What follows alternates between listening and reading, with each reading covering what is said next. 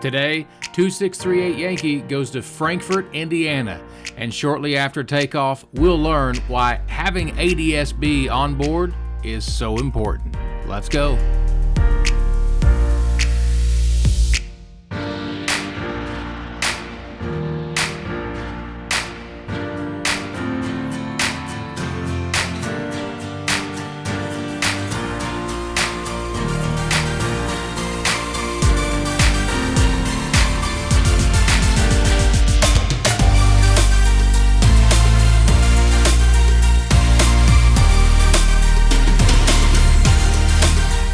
Moorhead Round County Regional Airport.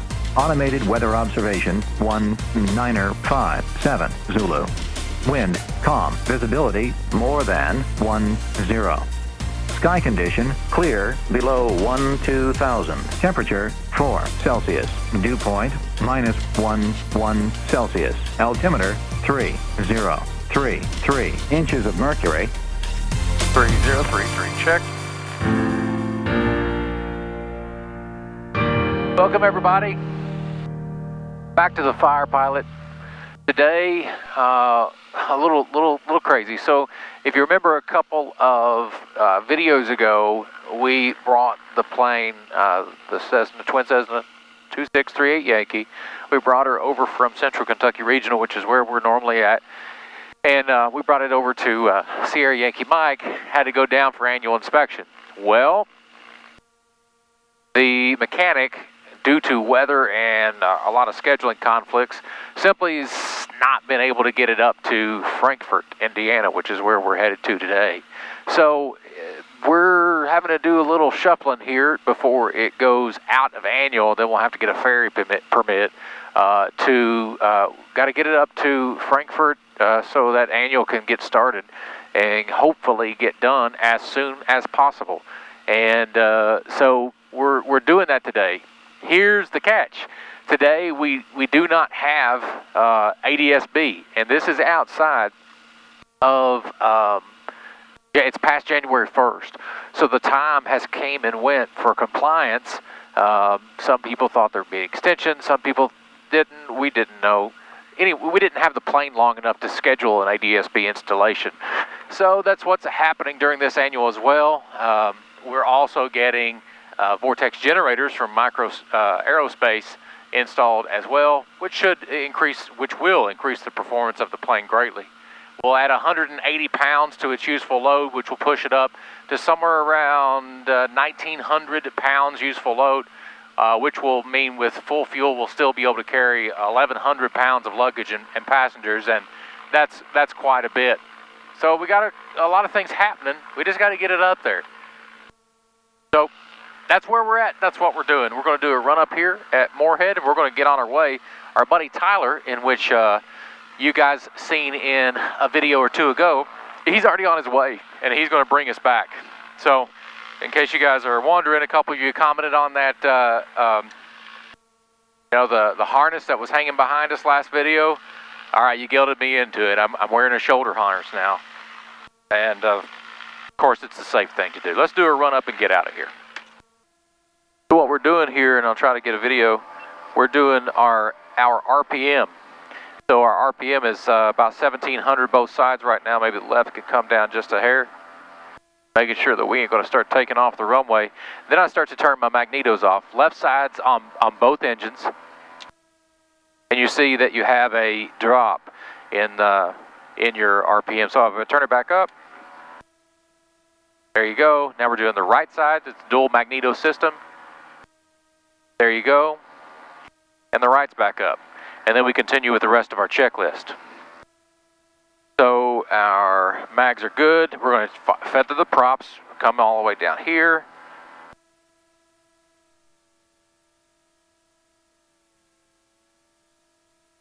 We're seeing an RPM drop.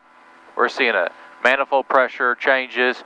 And we're seeing some oil pressures, which is all normal, coming to the other engine.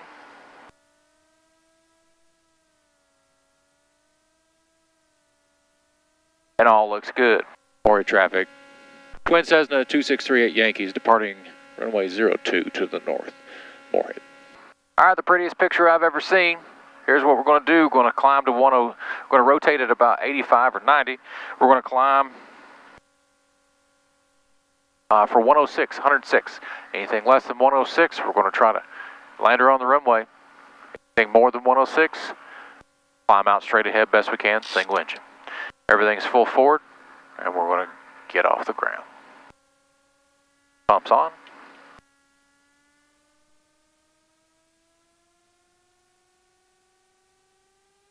Here's 1700. Things look good. Full power.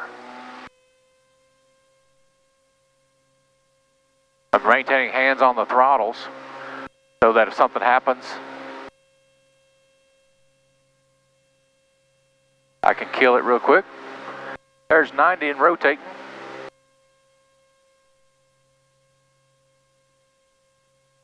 There's 106, positive rate of climb, gear coming up.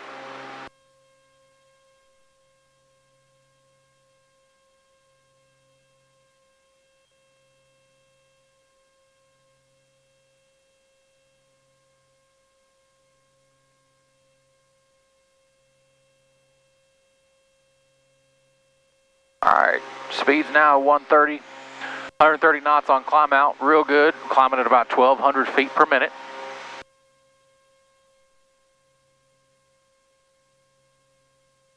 There's about 600 feet above the ground. We're going to make a left turn now on course.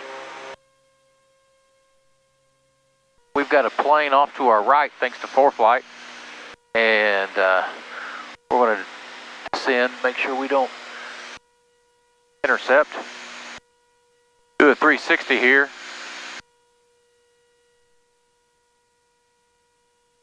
See if we can look out the window here. Gosh dang, come on.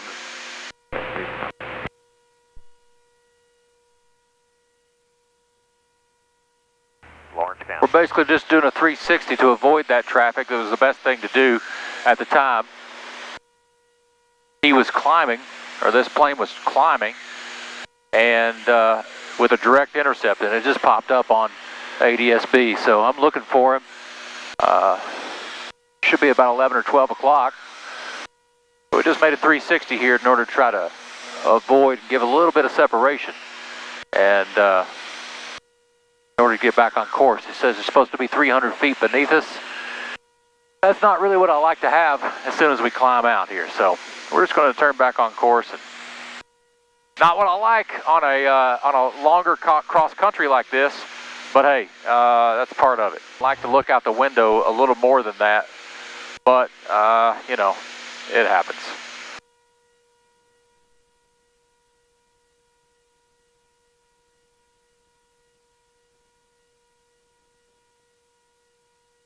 Our waypoint is direct Heden, H-E-D-E-N.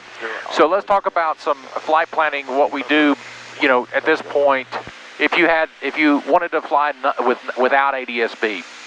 So you say, you know, no ADSB, you've got a plane that you just don't want to do, or you just simply can't afford, and that's okay, right? It's highly recommended. I would highly suggest it, but let's say that you don't have ADSB. So ADSB, for those who may not know, is Automatic Dependent Surveillance Broadcast, I believe. And essentially that's the next generation of aviation tracking for air traffic control and for pilot-to-pilot awareness. Essentially what it does is allow you to have a more defined, it uses satellite GPS instead of radar signals, long story short, right? And there's more to it than that, but that's the basics of this. After January 1st, it was mandated that every general aviation plane be equipped with ADSB. Well, some of us, either because we got the plane late or because we simply did not do it. In my case, we got the plane late and we're just simply unable to schedule it in time. So let's say that you wanted to still fly and you did not have ADSB yet, or you just chose that you're not going to do it. In that case, you're unable to fly what's called rural airspace. Now, there's a lot of general aviation confusion, it seems, that what rural airspace actually is. Rural airspace is any Class Charlie airport, so in our case, the size of Lexington and bigger. That's rural airspace. But there are other things that are defined as rural airspace, such as above 10,000 feet.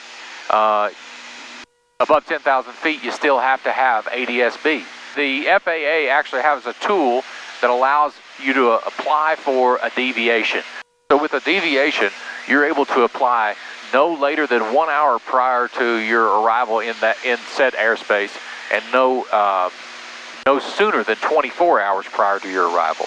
The tool allows you to go online, and it even gives you a predictability to say the probability of you actually getting approval for this is likely or is not likely. Once you file, you get a return confirmation of whether you're approved or not, and then you go and fly just like normal. You'll call up the approach controller, and then you'll indicate that he will approve you through. It's a very new thing. We're not aware of any enforcement action yet, or we're not aware of anything that anybody who has got their hand smacked yet. I'm sure it's coming. So here's the long story short of this, guys. Get it, right? Yes, it's expensive. There are options out there for $1,500, $1,600, maybe $2,000 that you can install yourself. There are other options that are for aircraft that are need more options, essentially. So A, get it. B, if you don't have it yet, you still have opportunities to fly. We're flying right now outside of rural airspace. We're in fact let me show you what we're doing here. In fact, we're flying right now outside of rural airspace. We're flying just to the east of Cincinnati's Mode C Veal, which is in Cincinnati's situation, I think it's 30 miles. So 30 miles from Cincinnati Airport, Northern Kentucky, Cincinnati, we're to the east of the Mode C Veal, or 30-mile radius of Cincinnati. If you're going to be in aviation, this is a safe thing for you to do. We have all of the aviation weather, the XM and ADSB traffic and weather, man, it is absolutely just a good choice. So do it. If you don't, and you need to get through a Class Charlie or into or out of a Class Charlie or above airport, file the deviation form, and you should be able to get in and out. I don't think that's designed as a permanent fix, though. It's not really designed for you to use it as a mechanism to not get ADSB. So just be smart about it, guys. It's our safety, it's our family's safety, and by all means, just be smart about it. Just now crossing over into Ohio. We're getting 194 knots across the ground. Yeah, I can handle that. That's good. We're going direct to waypoint Sinpa, and we're just VFR. We don't even have flight following. All we're doing is just enjoying the sights. It's been a really, really terrible weather for flying in Kentucky, at least for the last couple of weeks, and man, it has just not been fun at all. So we're just enjoying the day and enjoying this flight. Guys, I really wanted to take a second to really reach out and thank you. The support that we have had on this channel and on this endeavor is pretty amazing. The whole mission of this is to show the common person that getting your pilot certificate, your private pilot or above, and even owning your own plane is attainable for the common person. And I'm blessed to be able to do what we do in the manner that we do it. But a twin may not be attainable for everybody, but my first plane that I bought was a Cessna 150. And in fact, the guy who we later sold it to is based here in Frankfort, where we're going. So maybe we'll see, we'll maybe see 559 or 7 Golf, Cessna 150J. But back to my point is that I really want to express my gratitude. I wanted to tell you that, it means a lot to me. I'll get off my soapbox now. I just wanted to, let you guys know that it's available to you. It's out there. Just go do it. You'll thank me. You'll love it. You'll be gracious. Just go do it. That's what this is about. That's what all of this is about. We are blessed to be able to do what we do and how we do it. And we've turned this into a passion of ours since sharing it with you. There's a lot of great things to come in 2020, and I'm excited about it. I really am excited to have you guys along, and so I'm really, really happy that we're able to do this together. 50 Hotel, go ahead. So we got our buddy Tyler. We are, check us out, we are 50 miles apart right now, headed to the same airport. We finally found him, 4027 Fox. He is just east of the Shelbyville, Indiana VOR. And he's headed to the same place. I don't know, that he may actually beat us. I'm not sure. We've got an ETA of about 33 minutes from here.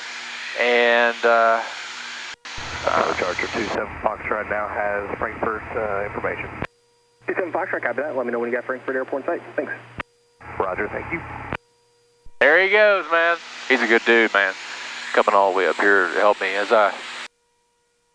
Frankfort, Clinton County Municipal Airport.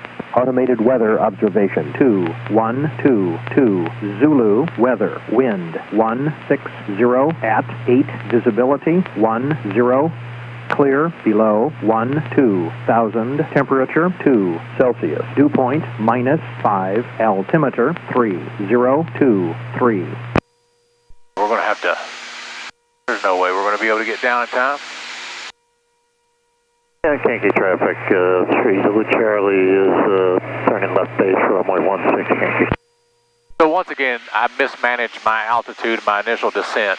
And so we are making a 360 on the approach end of the, just to the, we'll say the east of the airport here, so that we can descend and get down to altitude and really slow up. That's a big thing too. So that's my fault. I didn't do that well enough and plan for that enough. This thing is just fast, and it takes a while to get used to. And the power's back down pretty good, and you know, we're descending pretty good here. But we're still just, you know, we're just fast. Now what we're trying to do is slow up best we can. You see that the glide slope is coming in. This is nasty. Yankee traffic, Satabri at 915, 5 miles northwest inbound 16, Yankee. Yankee traffic, diamond 367 Lima is left base runway 16 Yankee. Yeah, we terribly mismanaged this badly. My bad. Yankee traffic, diamond 367 Lima is final runway 16 Yankee. Operator Kankakee, 113 Whiskey, just starting to enter downwind, runway 16, Operator Kankakee. All right, now we can maybe try to land. Jeez, what a cluster. My bad, that's terrible. I was too focused on trying to catch him. And yeah, so, all right, gear's coming down. Everything's going forward. I've got gear in transition. I'm on the slope. And now intercepting. Final. I got 3 in the green. Full forward. Fuel pumps on low. Now just flying the needles. Frankfort traffic, Twin Cessna 2638 Yankees on a 5-mile final for 27 at Frankfort. Got a crosswind from our left. So we're crabbing into the wind a little bit. I've got 3 in the green. I got 1 notch of flaps now. In flap range. I got to maintain 106.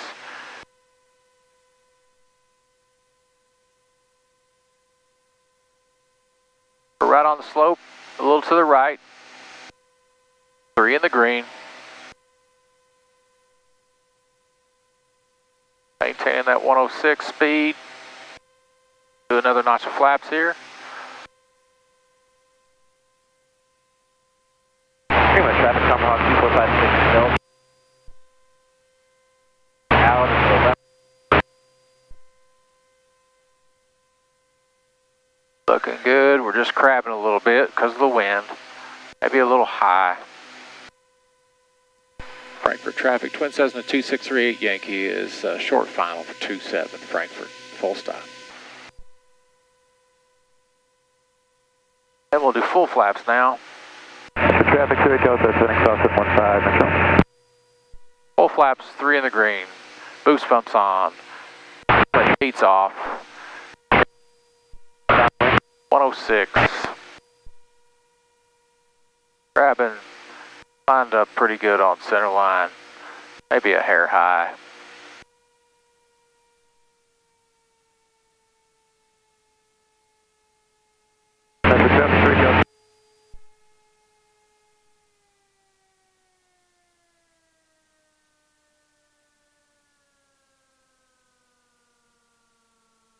Okay, not the greatest.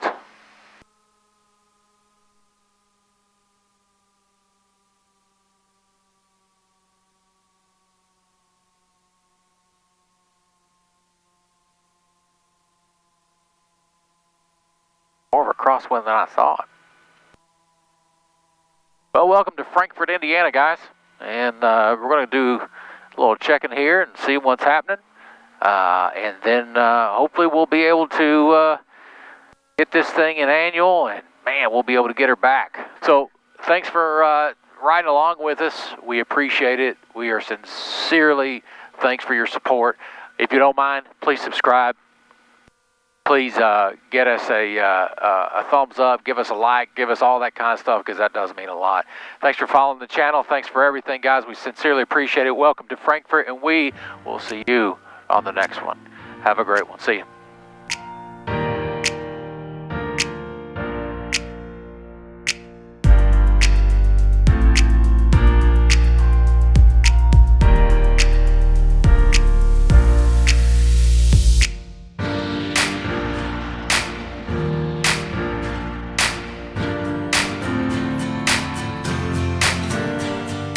Look, there's one thing that's for sure. Indiana, Frankfort, Indiana is cold. And we left Richmond. It was maybe, I don't know, 60 today. It was warm. It's like 20 here. And it's warmer here than it's been in many, many, many days. We've been trying to get up here for a long time. It's cold. I don't like this. I don't like to go north, I like to go south. So, all right, let's go south now, back to Richmond.